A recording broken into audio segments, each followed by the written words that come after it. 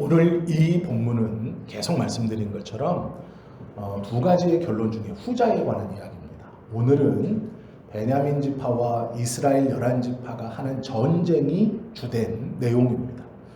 계속해서 읽는 것처럼 레위인 한 사람이 첩을 두었습니다. 그리고 그 첩이 자신의 고향으로, 예루살렘이 고향이었고 그 고향으로 돌아가서 떨어져서 4년 동안 지내다가 4년 만에 이 레위인이 4개월 만에 이 여자를 찾으러 갑니다. 근데 문제는 찾아갖고 와서 베냐민 지파 땅에 들어왔는데 그 땅에서 하루를 유하고 가는 길에 오늘 같은 일을 당하게 됩니다.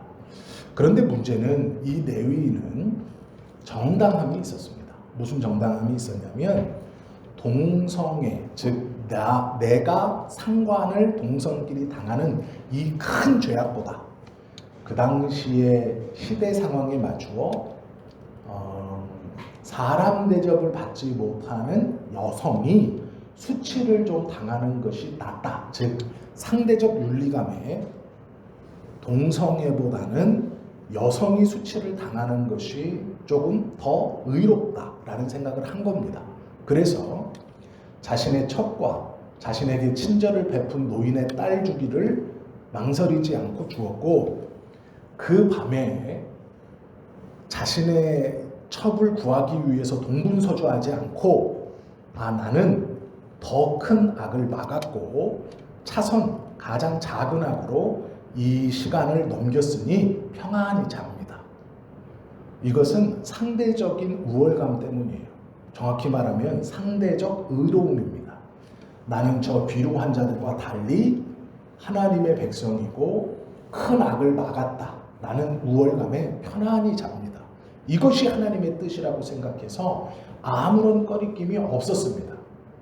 그런데 문제는 안식일을 지키기 위해서 부지런히 장인의 집에서도 해가 지는 것을 알면서도 안식일을 지키기 위해 출발했고, 그 다음날 일찍 안식일을 잘 지키기 위해 그날 저녁부터 있는 안식일을 지키기 위해서 또 부지런히 길을 가려고 하는데 자신의 첩이 죽은 채로 문지방에 엎드려져 있습니다. 그리고 자기는 그것을 모르고 여인이 살아있는 줄 알고 문을 열고 엎어져 있는 여인에게 말한 겁니다. 일어나라, 빨리 가자, 이렇게 말했습니다. 그런데 대답이 없자 이 여인을 살펴보니 죽은 겁니다. 그래서 이미 문지방 문을 여는 걸 통해서 시체와 닿았고, 그리고 이미 일은 벌어졌습니다. 이 레위인은 분노했습니다. 그래서 이 시체를 나귀에 싣고 자기 집으로 갑니다. 부지런히. 그리고 그날 이 시체를 12토막, 12덩이를 냅니다. 장사 지내준 게 아니고 12토막을 냅니다. 그리고 이스라엘 남은 지파에 보내면서 말하기를, 우리가 예루살렘 이 가나안 땅에 들어온 이래 이런 일이 없었다. 얼마나 분노할 일인가 라고 소리치며 11지파에게 공문을 띄우죠. 징계해야 한다. 이건 하나님이 가증하게 여기는 것이다 라고 말하는 것이 레위인의 이야기입니다. 그리고 오늘 주제의 핵심은 이 레위인을 통해서 모인 11지파와 베냐민 한 지파가 싸우는 이야기입니다. 싸우는 중에 하나님은 이해할 수 없는 인도와 대답을 하십니다. 왜 그런가? 그걸 좀 보려고 합니다. 레위기 20장부터는 정신을 바짝 차리지 않으면 그냥 그렇구나 이렇게 넘길 수 있습니다. 그런데 이 안에는 정말로 민감한 문제, 정말로 궁금하고 정말로 이상하다라는 하나님의 인도가 숨어 있습니다. 그 공문을 받고 11지파가 모였습니다. 몇 명이 모였냐면 40만 명이 모였습니다. 나머지 11지파가 이 베냐민 지파의 말을 듣고 보병만 40만이 모였습니다. 엄청난 숫자입니다. 이 레위인의 말에 따라 40만의 군세가 모여서 이 베냐민을 치려고 합니다. 20장 10절 말씀에 보면 이렇게 모집했습니다. 우리가 이스라엘 모든 지파 중에서 100명에 10명, 1000명에 100명, 10,000명에 1000명을 뽑아 그 백성을 위하여 양식을 준비하고 그들에게 베냐민의 기브아에 가서 그 무리가 이스라엘 중에서 망령된 일을 행한 대로 징계하게 하리라 하니라 라고 말하고 모인 숫자가 40만입니다. 이들의 말은 틀린 말이 아니죠. 뭐라 그러냐면 저 베냐민 족속의 기브아가 베냐민 지파의 기브아 족속이 이런 일을 했다. 공개적으로 그 비루한 자들을 내주지도 않고 이렇게 공개적으로 여호와의 지파 안에서 악을 행했으니 징치하는 게 마땅하다. 그래서 100명에 10명, 1000명에 100명, 10,000명에 1000명, 즉 10분의 1을 모아가지고 저거 제거해야 된다라고 의기, 분기탱천에서 모였습니다. 그런데 이게 이 역사가 언제 일어났느냐? 사사기 1장, 2장, 3장 뒤에 4장에 붙어 있는 이야기입니다. 그러면 왜 이걸 제가 말씀드리냐? 계속 사사기 1장, 2장, 3장에서 땅을 다 분배해주고 하나님이 이제 말씀합니다. 뭐라고 말하냐면 자, 너희가 분배가 끝났으니 가서 싸워 그 땅을 차지하고 원주민들을 몰아내라. 그런데 이 사람들은 한 명도 나가지 않았습니다.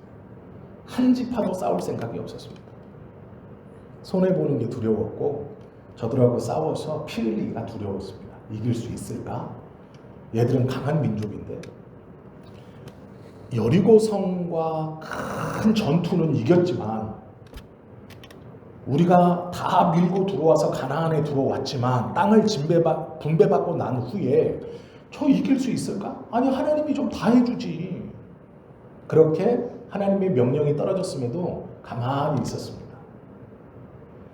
하나님이 가라 그러니까 유다가 그러면 누가 먼저 갑니까? 하니까 유다가 가라 이렇게 말해서 유다 지파가 갈 때 유다가 또 혼자 가지 않고 자기 형제들에게 말해서 가자. 그러니까 요셉 지파가 따라 올라갑니다. 므낫세가 따라 올라가요. 그래서 전쟁을 했습니다. 그런데 보십시오. 오늘 같은 지파인 같은 족속인 베냐민을 칠 때는 11지파 모두가 분기탱천해서 우리도 군사 하면서 하나님의 명령인 이방인들을 몰아내고 가나안 땅을 정복하라라고 했을 때는 다 손 뒤로 하고 멀리 서서 누가 하겠지. 억지로 올라가고 할 수 없이 전쟁하는 그 상황에서 같은 지파를 칠 때는 의기양양합니다. 40만이 모였어요. 지금 뭐가 잘못되고 있는지를 이해하셔야 됩니다. 하나님의 말씀을 통해 가나안 땅을 정복할 때는 다 뒷짐지고 있던 이스라엘이 자기 민족을 칠 때는 자기들의 정의감에 충전해서 저걸 제하여 버려야 된다. 저 악을 지워야 된다라고 말하며 40만이 모였다는 거예요. 하나님의 말씀을 듣지 않고 지키지 않는 이 악에 대해서 자신들은 침묵하고 보여지고 드러나는 악에 대해서 자기들의 우월감을 가지고 우리의 진중에선 이런 일이 일어나면 안 돼 하고 40명이 모인 거예요. 이것이 첫째 실수입니다. 그걸 어떻게 할 수 있느냐? 이들의 기도가 기가 막혀요. 이렇게 모여서 전쟁을 하려고 다 모였습니다. 그래서 11지파는 40만이 모였고 베냐민 지파도 40만이 쳐들어온다는 얘기를 듣고 26,000명이 모였습니다. 베냐민 지파에서 26,000명 대 40만의 전투가 이제 기브아 족속 땅에서 벌어집니다. 그때 이스라엘은 이렇게 기도하죠. 18절입니다. 20장 18절. 이스라엘 자손이 일어나 베델에 올라가서 하나님께 여쭈입니다. 11지파가 우리 중에 누가 먼저 올라가서 베냐민 자손과 싸우리니까 하니 여호와께서 말씀하시되 유다가 먼저 갈지니라 하시니라. 사사기 1장처럼 이 전쟁을 누가 합니까? 유다가 먼저 해라. 유다만 나갔거든요. 그러니까 유다가 먼저 해라라고 말합니다. 그러면 이스라엘 11지파 입장에서 이 눈에 보이는 죄를 범한 이 베냐민 지파를 징치하기 위해서 40만이 의기를 가지고 모였고 이들이 하나님 함께 기도하기를 누가 가서 먼저 싸웁니까? 라고 했을 때 하나님은 유다가 가라 라고 말합니다. 그럼 어떻게 해주셔야 됩니까? 승리하게 해주셔야죠. 보이는 악을 제거하는 거잖아요. 당연히 승리할 줄 알았습니다. 이스라엘 백성도. 그런데 승리하지 못합니다. 어떤 일이 벌어지느냐?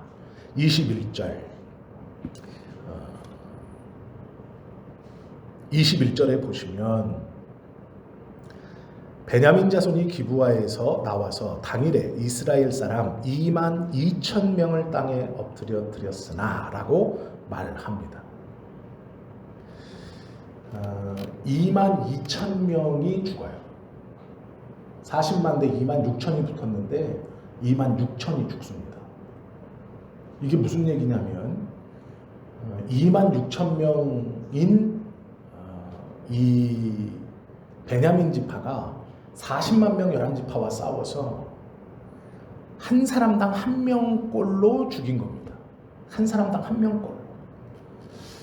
40만이 의기를 가지고 하나님 이 공동체에서 정의를 바로 세워야 됩니다라는 의기를 가지고 모여서 하나님 앞에 기도했어요. 하나님께서 유다가 싸워라라고 인도해 주셨고 그렇게 나갔는데 패배합니다. 이게 무슨 일인가요?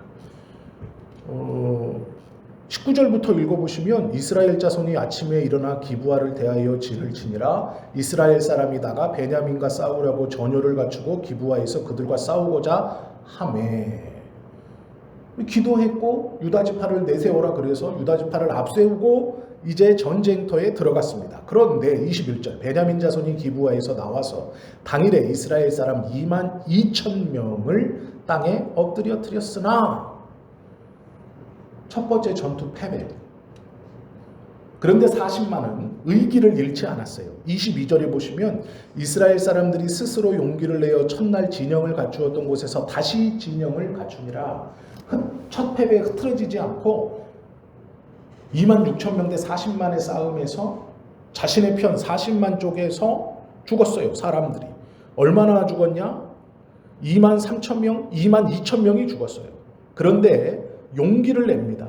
아직 끝나지 않았어요. 그래서 또 하나님께 기도합니다. 23절 보세요.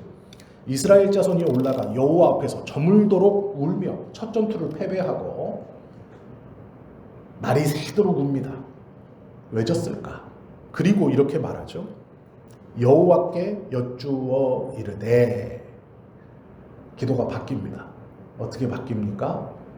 처음의 기도는 뭐였습니까? 누가 가서 싸웁니까? 라는 질문이었고 패배한 후에 두 번째 기도가 뭐냐면 내가 다시 나아가서 내 형제 베냐민 자손과 싸우리까? 이제 근원을 물어요. 처음에는 누가 싸웁니까? 였다가 패배하고 나서 우리가 베냐민과 싸웁니까? 이렇게 물어요. 하나님 베냐민과 싸우는 게 맞습니까? 처음에는 의기를 가지고 자기 의를 가지고 하나님 누가 먼저 싸울까요? 이건 하나님이 기뻐하시는 일이죠. 이스라엘 공동체에서 드러낸 죄를 범한 이 베냐민을 징치하는 것 하나님 기뻐하시는 것이죠. 그러니 우리가 하나님의 뜻에 따라 40만이 모였어요. 이 전쟁은 하나님이 기뻐하는 겁니다. 누가 먼저 싸울까요? 유다가 가라. 그런데 졌어요. 2만 2천 명이 죽습니다. 그러니까 와서 하나님 우리가 베냐민과 싸우는 게 맞습니까? 이렇게 물어봐요.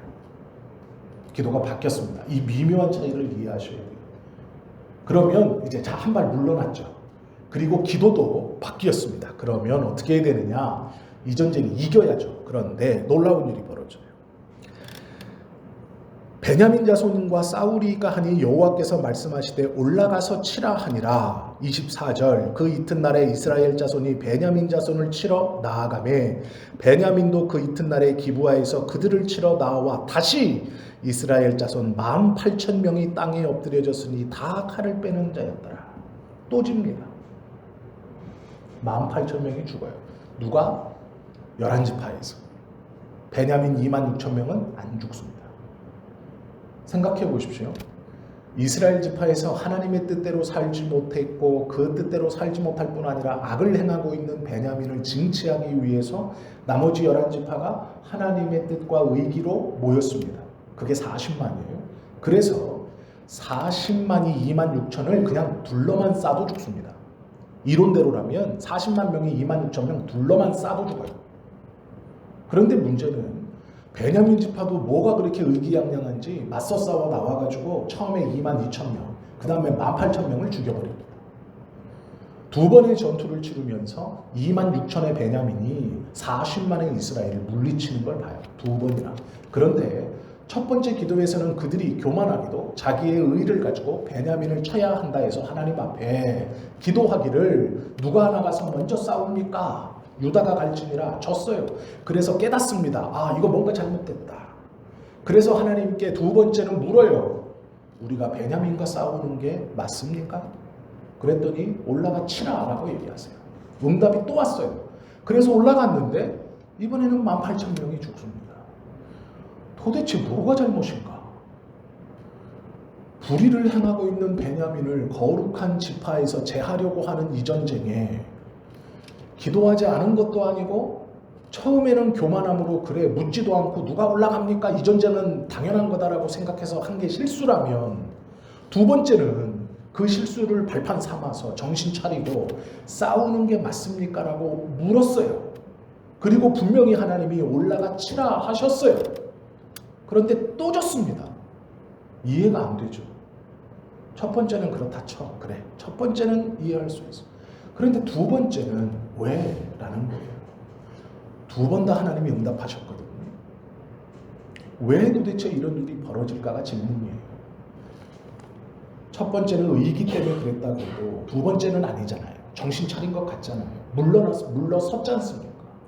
그리고 하나님이 응답하셨어요. 그런데 저요, 여전히 이길 줄 알았는데 왜 그러느냐. 26절에 두 번의 패배 이후에 이스라엘이 이렇게 반응합니다. 이에 두 번 진 뒤에 온 이스라엘 자손 모든 백성이 올라가. 여기서 강조하는 말이 있어요. 온 모든이라는 거예요. 온 이스라엘 자손 모든 백성이 올라가 베델에 이르러 울며 거기서 여호와 앞에 앉아서 그날이 저물도록 금식하고 번제와 화목제를 여호와 앞에 드리고. 이게 중요해요. 번제와 화목제.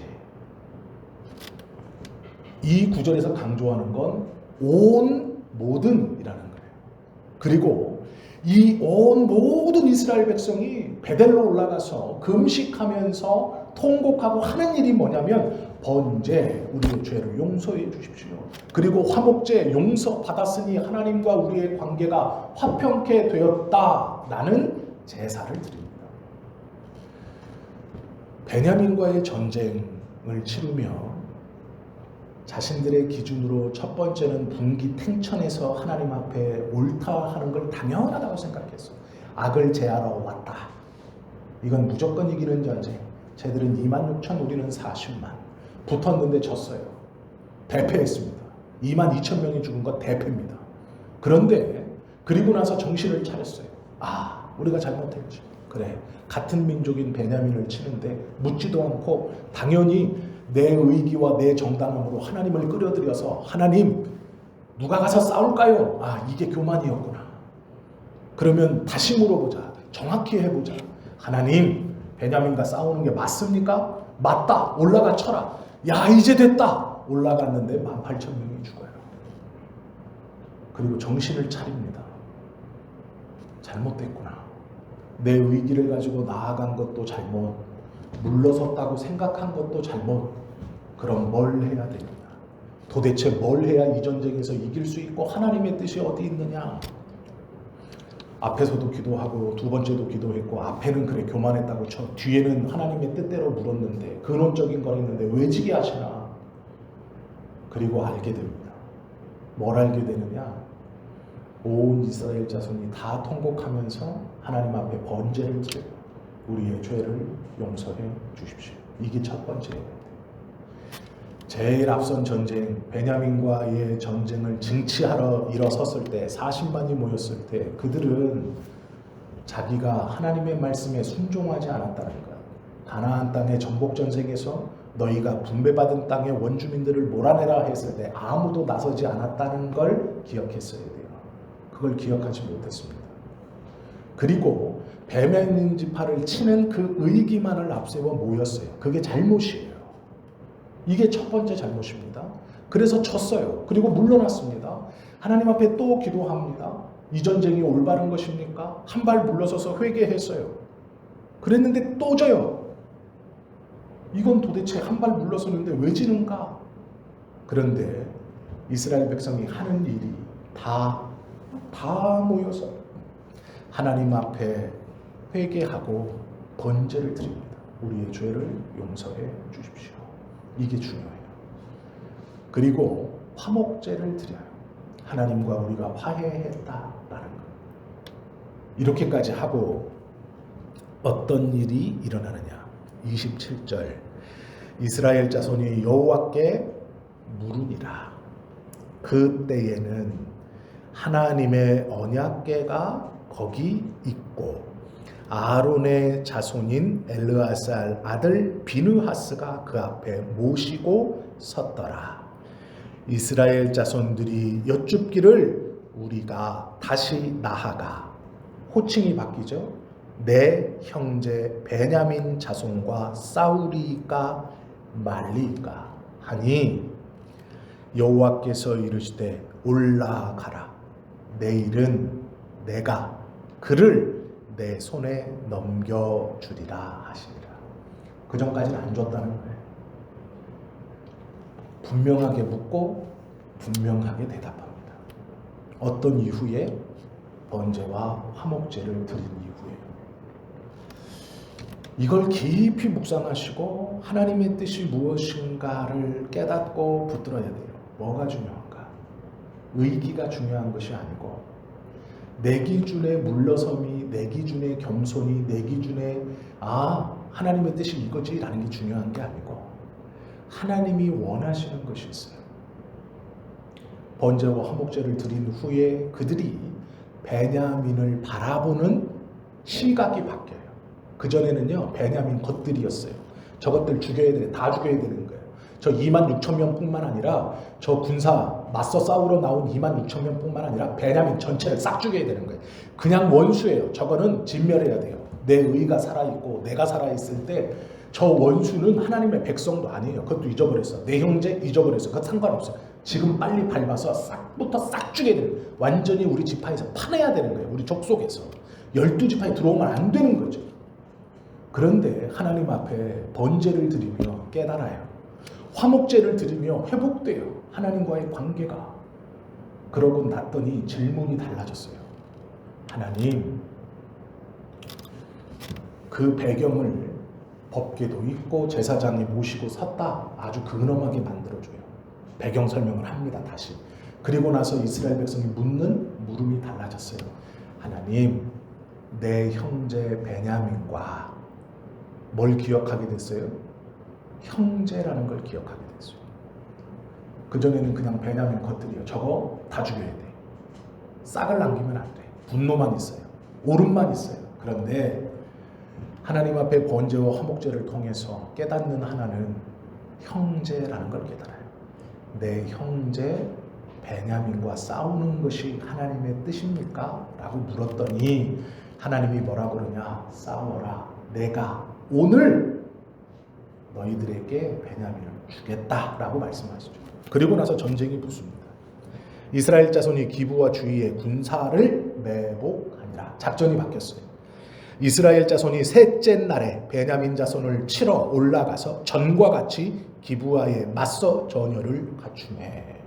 첫째 날 패하고 둘째 날 패하고 셋째 날이 됐어요. 그런데 매복을 먼저 놓습니다. 그리고 나서 베냐민 자손이 나와서 백성을 맞더니 꾀임에 빠져 성읍을 떠났더라. 그들이 큰 길, 곧 한쪽은 베델로 올라가는 길이요 한쪽은 기브와에 들로 가는 길에서 백성을 쳐서 전과 같이 이스라엘 30명가량을 죽이기 시작하며 성에서 나와서 야 이거 우리가 2번 전쟁했잖냐? 아무것도 아니야. 쟤들 사람만 많지. 우리가 그냥 칼만 휘두르면 하나씩 죽어. 베냐민도 의기가 풍천하죠. 2번의 전쟁을 대승을 거뒀으니까. 그래서 나갑니다. 그래서 전쟁 초반에 30명가량을 베고 있었어요. 숫자도 정확히 기록됩니다. 30명. 이거 전쟁 초반이에요. 26,000명과 40만이 붙었는데 처음에 땅에서 딱 붙은 거예요. 그런데 그 일이 있자마자 어떤 일이 벌어지느냐. 33절 이스라엘 사람이 모두 그들의 처소에서 일어나서 바알다밀에서 전열을 갖추었고 이스라엘의 복병은 그 장소 곧 기브아 초장에서 쏟아져 나왔더라.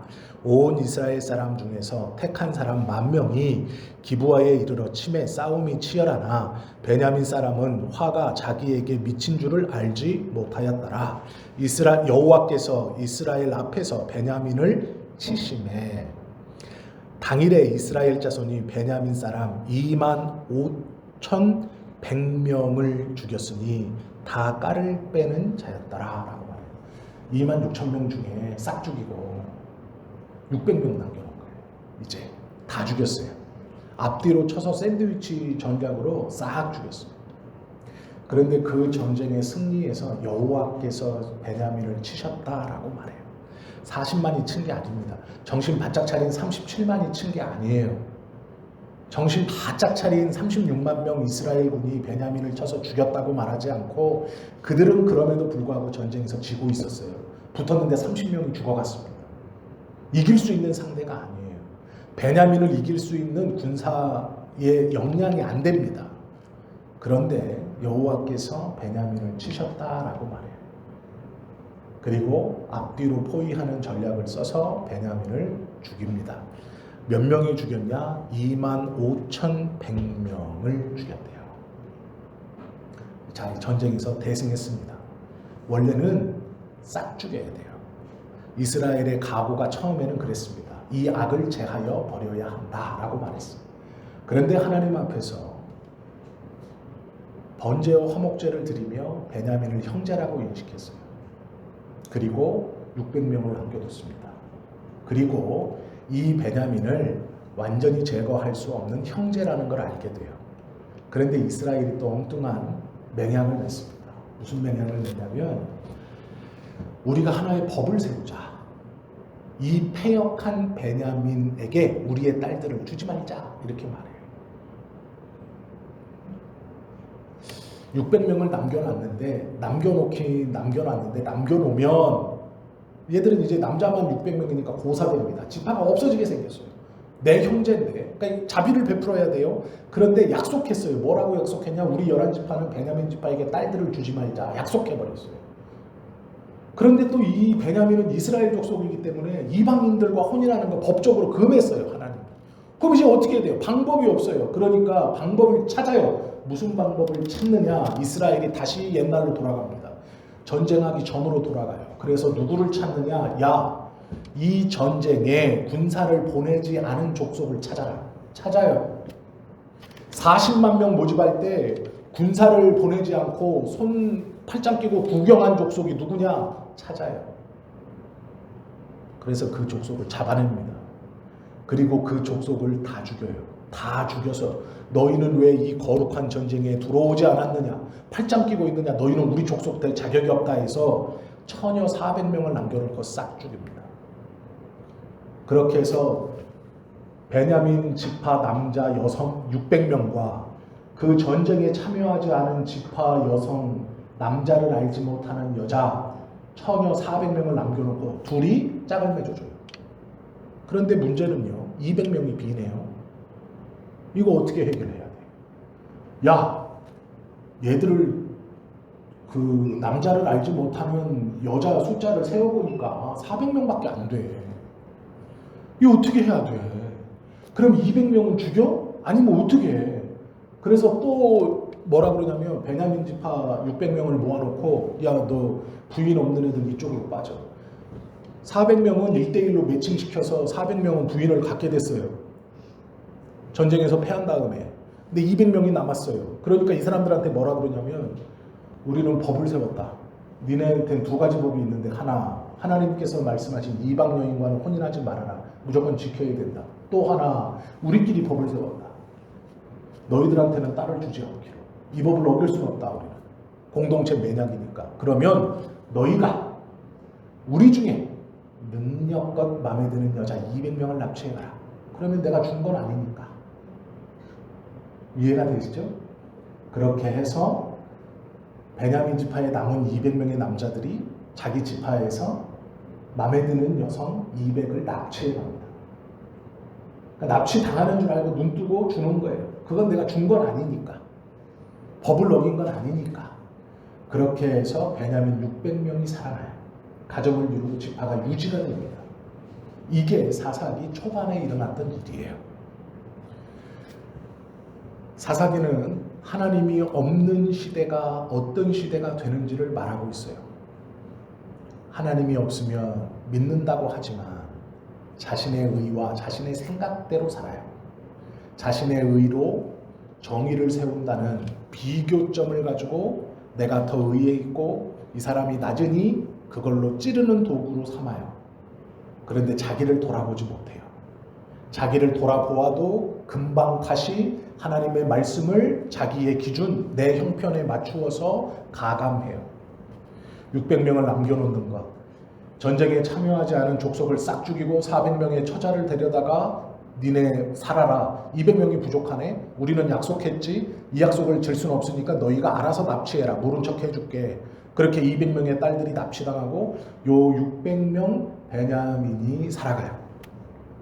이 말도 안 되는 엉터리와 같은 전쟁, 엉터리와 같은 수습이 왜 일어나느냐?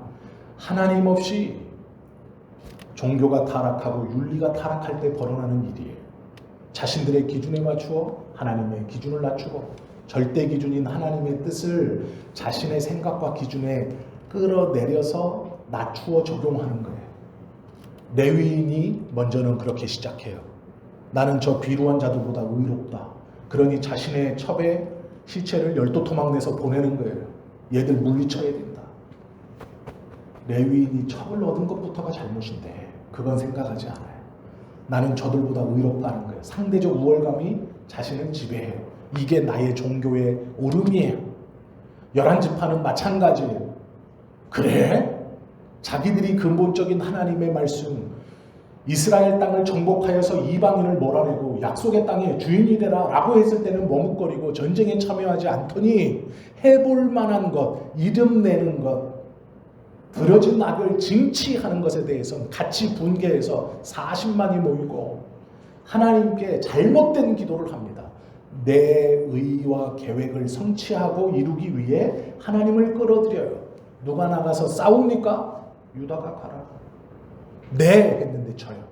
그리고 돌아보죠. 아, 뭐가 잘못됐다. 그래, 싸우는 것 자체를 물어봤어야지 놈아. 전쟁은 하나님께 속한 것인데 여호수아에게 한 약속이 그건데 싸웁니까? 라고 물어보면 안 되고 싸워도 됩니까? 부터 물어봤어야지. 그래서 물어보는 거예요. 싸워도 됩니까? 싸워도 된대잖아. 나갔는데 또 져요. 그래서 압니다. 아, 뭐가 잘못인가? 제사드림이 없구나. 원래 큰 전쟁을 하기 위해서는 하나님 앞에 제사를 드려 먼저는 우리가 하나님의 백성과 하나님의 군대임을 돌아봐야 하고 그 다음 하나님의 말씀을 쫓아 전쟁할 때 하나님이 함께 하시지. 그래, 그렇게 하자 했어요. 번제와 화목제를 드리며 깨닫습니다. 아, 베냐민은 죽여 없앨 민족이 아니라 하나님께서 우리의 형제로 허락한 족속이지. 그걸 깨달아요. 그런데 전쟁을 다 치르고 나서 사후 처리를 하는데 하나님께 묻지 않아요. 또 다시 한 고비가 넘어가자 자기 생각대로 합니다. 야, 모여봐. 지혜를 내자. 우리끼리. 우리는 저 불의한 베냐민 족속에게 우리의 딸들을 줄 수 없지. 그러면 이걸 어떻게 해결하지? 전쟁에 참여하지 않은 저 민족 있잖아. 저 족속 싹 죽이고 처녀들 데려다가 주자. 어우, 좋은 방법. 싹 죽이고 데려다 줍니다. 200명이 부족하네요. 어떡하지? 우리가 주지 말자고 약속했으니까 납치하게 하자. 이런 말도 안 되는 일들을 하나하나 버려가요. 고비가 넘어가면 하나님을 잃어버려요. 이것이 사사기의 출발이고 시작이에요. 놀라운 것은 아무것도 남지 않는 이 베냐민 지파를 통해 나중에 하나님은 그 지파에서 사울을 왕으로 삼아 이스라엘의 영광을 먼저 보여주세요. 너희들이 그렇게 무시했고 너희들이 그렇게 업수인 여긴 지파, 그 지파를 통해서도 나는 역사한다라는 거예요. 우리가 베냐민 지파 같을 수도 있고 나머지 11지파 같은 상태일 수 있어요. 그러나 꼭 기억해야 돼요. 베냐민 지파같이 아무것도 없는 것을 통해서도 하나님은 역사하실 수 있어요. 또 11지파를 포기하지 아니하시고 계속해서 그들을 가르치세요. 레위인의 문제는 상대적 우월감으로 상대방을 찌르는 거예요. 11지파의 문제도 마찬가지예요.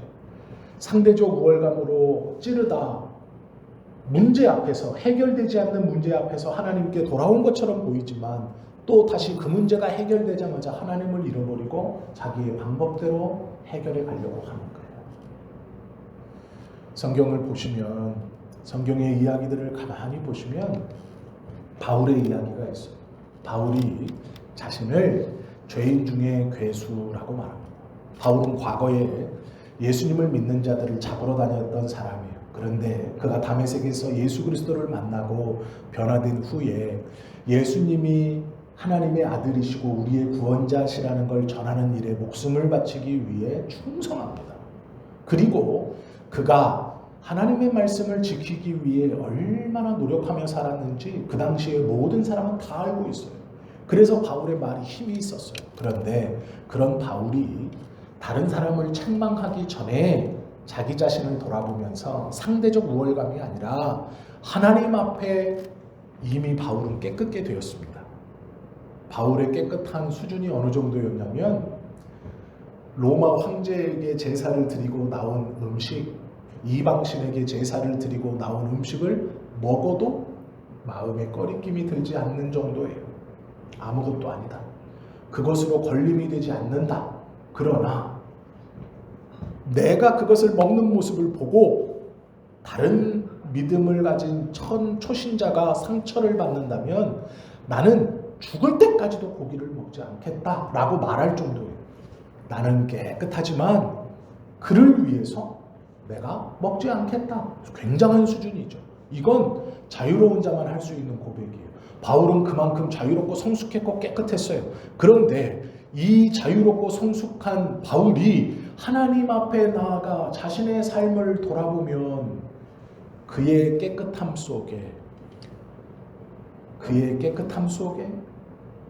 깨끗한 것만큼 하나님의 정결함, 하나님의 흠없음, 하나님의 온전함 앞에 자기가 나아가면 자기가 얼마나 더러운 자인가를 깨닫게 돼요. 그래서 자신은 이미 다른 사람이 책잡을 수 없을 만큼 윤리적으로, 생활적으로, 도덕적으로 깨끗함에도 불구하고 하나님 앞에서의 부끄러움을 고백해요. 내가 죄인 중에 괴수다. 이들의 앞에 섰을 때가 아니라 하나님 앞에 섰을 때예요. 깨끗하면 깨끗할수록 하나님 앞에 섰을 때 하나님의 정결함이 어느 정도인지를 더 잘 알게 돼요. 그래서 부끄러운 거예요. 그 주님 앞에 섰을 때 변화된 사람은 부끄러워할 줄 알아요. 영치 없음이 무엇인지 알아요. 그것이 칭의예요. 하나님 앞에 섰을 때 의인이라 부름받은 사람이 자신을 죄인이라고 말할 수 있는 것. 세상의 광란에 말씀의 요동함으로 세상의 광란을 이기는 사람인 거예요. 이스라엘 백성들은 하나님의 이 마음을 몰랐습니다. 그래서 자기의 의로움으로 다른 것들을 판단하고 자신의 삶들을 꾸려가요. 그게 어리석다라고 말하는 거예요. 그것이 잘못됐다라고 말하는 거예요. 바울은 하나님 앞에서 자신을 비춰보아 자신을 죄인 중에 괴수라고 말합니다. 우리의 삶과 믿음을 잘 돌아봐야 됩니다. 우리는 죄인이에요. 의롭다 하심을 얻었지만 죄인이에요. 상대적 의로움이 있을 수 있어요. 상대적 열심이 다른 사람과 비교해서 있을 수 있습니다. 그러나 그것을 가지고 다른 사람을 찌르면 안 돼요. 찌르는 칼이 되면 안 돼요. 제가 학교에 가면 다 목사님들이니까 여러 목사님들을 만나요. 그런데 다 그런 건 아니지만 그 여러 목사님들 중에 좀 부담스러운 분들이 있어요. 그게 뭐냐면 한 2시간 얘기하면 자기 얘기를 2시간 동안 막 해요. 그러면서 아유 이거는 목사가 아무것도 아니지. 이거는 목사로 이 정도는 해야지. 아유 목사님인데 이렇게 해. 이것도 못해 라고 말하면 무거워요. 저는 마음이. 왜요? 나는 그렇게 못할 거거든요. 그렇게 할 수 있는 상황이 아직 안 되거든요. 아유 목사님인데 학교를 위해서 이렇게 좀 헌금도 좀 하고 헌신도 좀 하고 막 하지. 근데 불편해요. 대화를 나누기가. 이 사람의 열심을 알겠어. 목사로서 헌신도 알겠어. 학교를 사랑함도 알겠어요. 그런데 저는 부담스러워요. 그러면 솔직히 얘기해요. 참 목사님 은혜가 있는데 부담스럽습니다. 만나기 싫다는 얘기예요. 당신의 의로움은 알겠어. 그런데 그 상대적 의로움을 가지고 왜 찌르냐고요. 안 돼요. 그러면 안 돼요. 복을 많이 받았다는 사람도 있어요. 그러면 이분은 막 자기가 복 받은 이야기를 합니다. 그러면서 법칙을 이야기해요. 이렇게 했더니 이렇게 복 주셨어요. 그러면서 그걸 계속 얘기해요. 그러면 또 부담스러워요. 저는 하나님 믿고 그렇게만 주나? 당신의 법칙인데 성경과는 상관없는 것도 같고, 물론 성경과 상관 있는 것 같아도 그 복 받은 것을 강요할 때 보면 참 힘들어요. 그걸 받기가. 아 그렇구나가 아니라 왜 그렇게 말하지? 라고 생각이 들어요. 상대적 우월감을 가지고 다른 사람을 찌르는 데 사용하시면 안 돼요. 하나님이 없는 사람들은 이 종교적 교만에 빠질 수 있는 가능성이 매우 높아요. 그러면 안 돼요. 레위인도 이 11지파도 종교적 교만함에 빠져 있는 거예요. 상대적 우월감. 이건 굉장히 위험합니다. 하나님의 이름으로 다른 사람을 찌르는 거예요. 하나님이 인정하지 않으세요. 그래서 깨닫게 하시려고 하는 거예요. 이야기만 하고 말씀을 마칠게요. 한 목사님 자녀가 고3인데 자살을 했어요. 학업이 너무 힘들었는지 어떻는지 이유는 이제 잘 모르지만 이제 그 애가 하나 있었는데 그 애가 고3에 자살을 했어요. 목사님이 사역이 될까요? 안 돼요. 그 사임하고 우울증이 걸렸어요. 목사님이. 그럼 뭐가 되겠어요? 내가 뭘 잘못했을까? 내가 말을 이렇게 해서 상처를 받았을까? 그런 게 있는 거예요. 그러니까 우울증이 왔어요. 힘들어요. 사모님이 기도원에 갔어요. 사모님이 기도원에 갔고 목사님은 이제 집에 있는 거예요. 사모님도 견디다 못해 기도원에 간 거예요. 얼마나 힘들었겠어. 3개월 지났는데 사모님이 기도원에서 내려왔어요. 그리고 나서 자기는 환상 중에 다 치유받았다 하고 웃으면서 내려왔어요. 근데 목사님은 여전히 힘들어요. 우울증 약도 먹고 있는데 사모님은 그때마다 화를 내요. 목사가 딸이 천국 가가지고 하나님 옆에 있는데 언제까지 슬퍼할 거야? 언제까지 그렇게 우울해할 거야? 목사님은 죽겠대요. 사모님은 환상을 통해 다 치유되었다고 웃으면서 저렇게 사는데 자기는 못 살겠대요. 자기는 잠도 못 자고 너무 힘들다는 거예요. 누가 잘했다 잘못했다 이런 얘기가 아닙니다. 사모님도 참 대단하죠. 그게 그렇게 하나님 은혜로 치유받아 정말 대단하다고 생각해요. 하나님의 은혜가 커요. 그럼 이 목사는 하나님의 은혜가 없느냐? 아니요. 전 그렇게 생각하지 않아요. 그 아파하고 괴로워하는 것도 하나님 앞에서 몸부림치는 거예요. 이 목사님이 은혜를 몰라서 괴롭겠어요? 하나님의 역사를 몰라서 괴롭겠어요?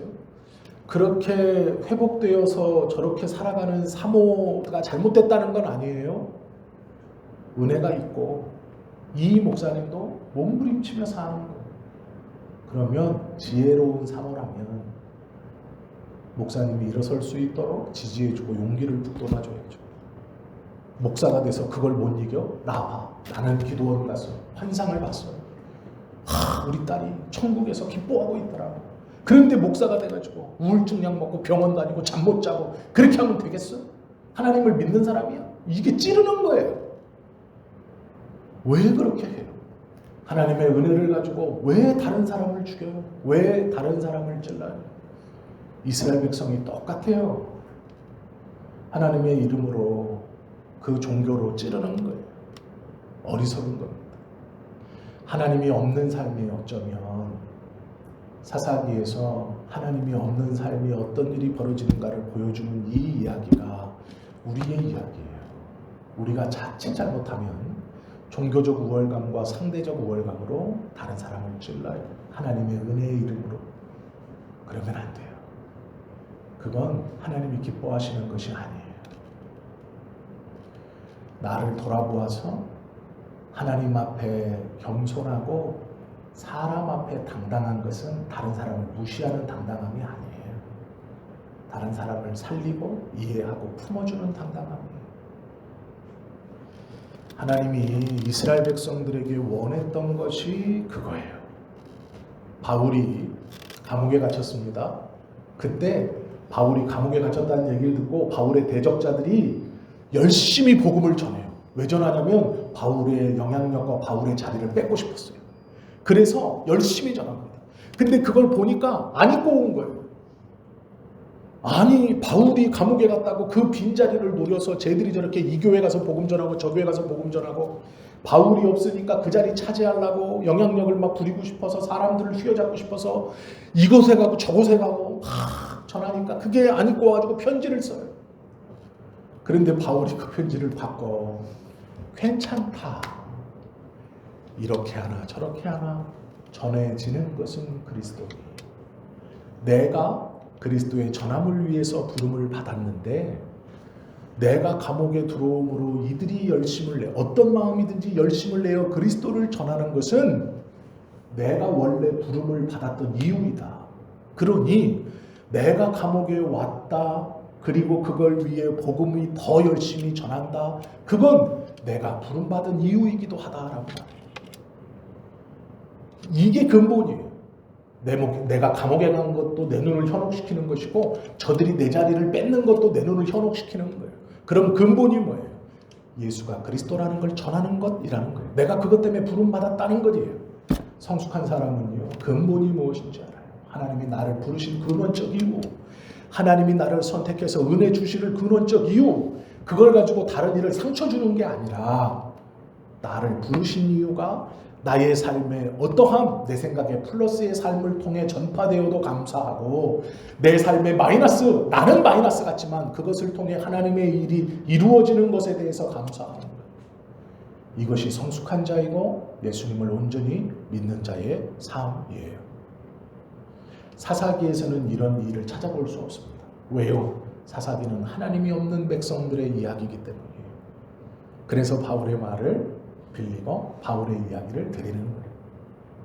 바라기는 우리의 마음속에 우리의 심령 속에 온전한 믿음이 있기를 원해요. 그 온전한 믿음은 보여지는 현상이 아니라 나를 부르신 근원적이요, 나를 선택하신 근본적이요, 이 땅을 살아가게 하시는 근원적 하나님의 이유를 잊어버리지 말고 또 알량한 종교적 작은 우월감에 빠져서 다른 사람을 하나님의 은혜나 하나님의 이름으로 찌르지 말고 하나님 앞에 언제나 자신을 돌아보아서 하나님 앞엔 부끄럽고 송구하고 세상 앞엔 반대로 당당함, 그러나 그 당당함은 찌르는 당당함이 아니라 품는 당당함으로 살아가는 저와 여러분 되실 수 있기를 예수님의 이름으로 축원합니다. 기도드립니다.